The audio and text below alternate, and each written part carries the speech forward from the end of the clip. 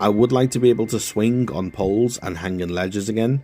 To be fair, there aren't that many knocking around, but for the occasions where you can find them, it's nice to have the option to manually swing by pushing forward with no other inputs, rather than just always being forced to do the climb up animation. I find it really surprising that there's almost no focus on tree climbing again, especially considering how much countryside and foliage there is. There's a couple of specific types of large tree that can be climbed which are very clearly marked, but I would have loved to stalk through canopies again like Connor could.